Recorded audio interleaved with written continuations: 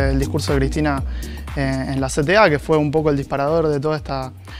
esta movida y toda esta centralidad en la opinión pública. Hemos visto muchos discursos con muy poca información acerca del funcionamiento, del potencial del trabajo en particular, pero en realidad del funcionamiento de la realidad de los barrios en general.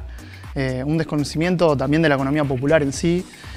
no precisamente de Cristina, pero sí de muchos de los actores que luego terminaron opinando en los medios.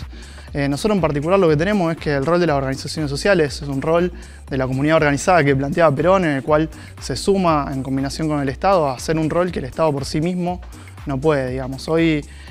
por ejemplo, el potenciar trabajo sirve para sostener una parte, porque muchos también lo hacen solamente por un compromiso solidario, militante, de un trabajo social que el Estado no hace ni puede llevar adelante por sí mismo, que es el de los comedores comunitarios, de los apoyos escolares, del acompañamiento a situaciones de violencia de género, de consumo problemático en el cuerpo a cuerpo. Y eso lo llevan adelante personas que viven en los propios barrios y que están las 24 horas acompañando. Y después la otra realidad es que gran parte de los programas sociales vienen para sostener y para fortalecer unidades productivas de la economía popular que, sin apoyo del Estado para un capital inicial, sin maquinarias, con una realidad tan cambiante como por ejemplo nos mostró la pandemia, hace que si no hay una base mínima por la cual puedan cobrar un ingreso, es muy difícil sostener la olla familiar. Digo, uno que vende panificación en la vía pública es un trabajador que produce y vende. Ahora tuvimos un parate de 1 año y medio en la vía pública de las ventas y si no hubiera tenido un programa que lo sostenga, va a ser muy difícil. Lo mismo, no sé, una cooperativa de herrería o de carpintería que pueden sostener las ventas,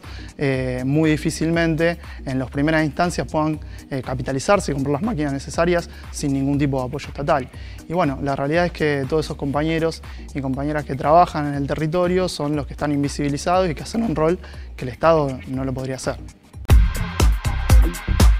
La realidad es que los programas sociales, en su gran mayoría, están atados al trabajo digno, digamos. Hay una gran variedad, digamos, la asignación universal por hijo, un derecho conquistado, por ejemplo, que es una asignación directa.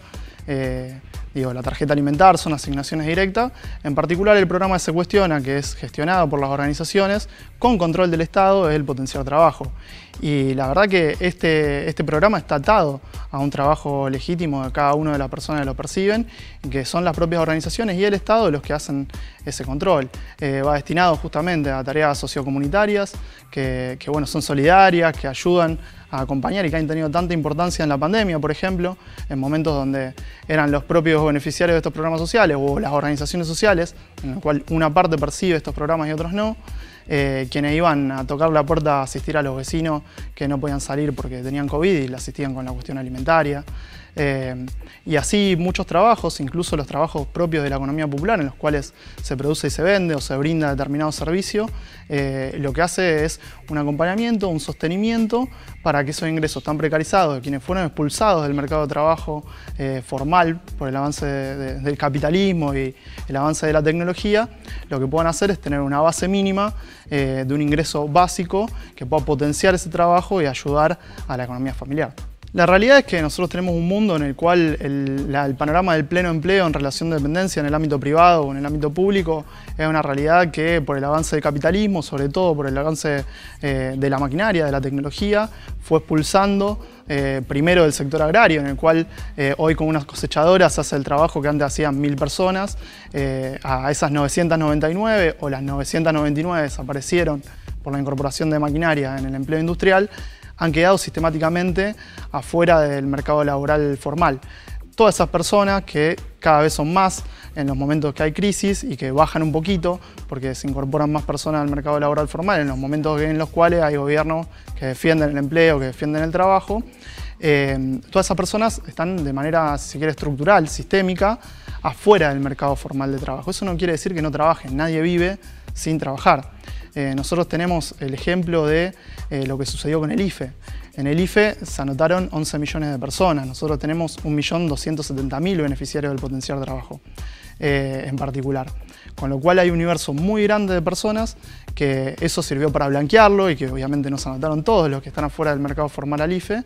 que de alguna manera subsisten, de alguna manera viven. Y justamente eso es la invención heroica, dice Grabois, del trabajo por parte de los sectores populares, los que salen a cartonear, a ser recicladores urbanos y vuelcan eso, ahorrándole también al municipio parte del dinero que destina en la recaudación de residuos, recolección de residuos. Y por el otro lado, lo que han hecho es inventado producciones que abastecen también con un parámetro distinto al del sistema capitalista, un parámetro solidario, teniendo mucha contemplación con la diferencia, con aquel vecino o aquella vecina tiene una dificultad, la economía popular lo hace formar parte de ese lugar y lo entiende y lo acompaña, y de esa manera producir y vender para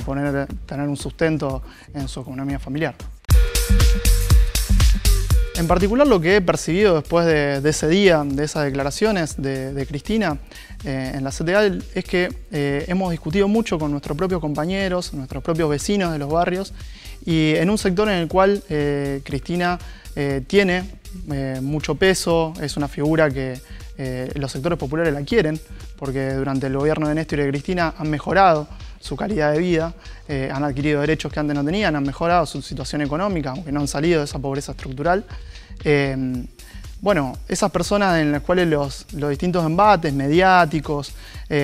no le hacían mella, se sintieron muy tocadas. Se sintieron muy tocadas porque en realidad se hace eco común de algo que está en la opinión pública y que no es cierto, y que toca su realidad del día a día y hace a una incomprensión de la realidad de cada uno de esos vecinos y de esas vecinas. Entonces hay una sensación ahí de amor-odio, digamos, con respecto a esta situación, que no, independientemente de mi interpretación personal, viene de muchísimas personas que provienen de los sectores populares y que han acompañado los gobiernos de Cristina. De todos modos, yo creo que